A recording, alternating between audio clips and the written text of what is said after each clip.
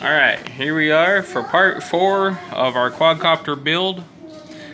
We are going to bind the transmitter to the receiver. And to do that, you need this cable. So, go ahead, Eric, and plug it into the top part there where it says it has the bind indicator. So that is plugged in, and keep in mind the power is off. Make sure all your leads are safe here from your ESCs to your motor. And go ahead and plug it in. Or I'll plug it in here.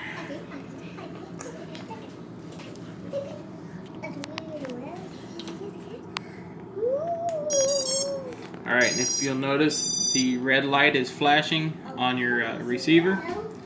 So whenever you go to flip on this transmitter here, you hold down the bind button and then you flip it on. And it says binding, okay. If you notice your transmitter, go back to your transmitter. See your transmitter here? It's just a slow flash. Now you gotta unplug this to finish the bind. And that should have completed the bind. So now your receiver is now binded to your transmitter.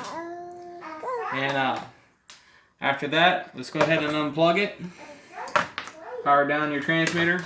Let's go ahead and start the programming of the board. So you take your USB port here, plug it into your board. And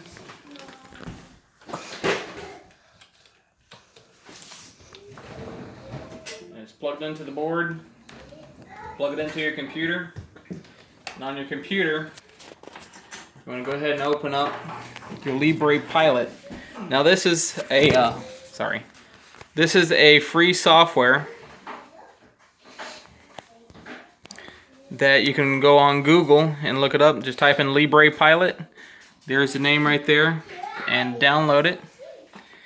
And just plug the USB into your computer.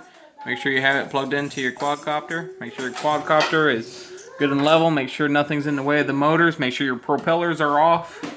And go ahead and start the setup wizard. Go ahead and click on the vehicle setup wizard.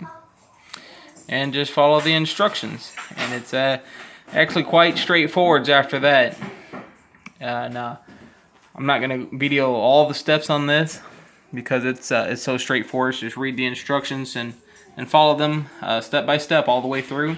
And once you do that, your quadcopter should be set up to where you can go ahead and put all your cables where you want them. Make sure your motors are spinning in the correct directions, whether it'll show you on the software here what directions your blades need to be spinning.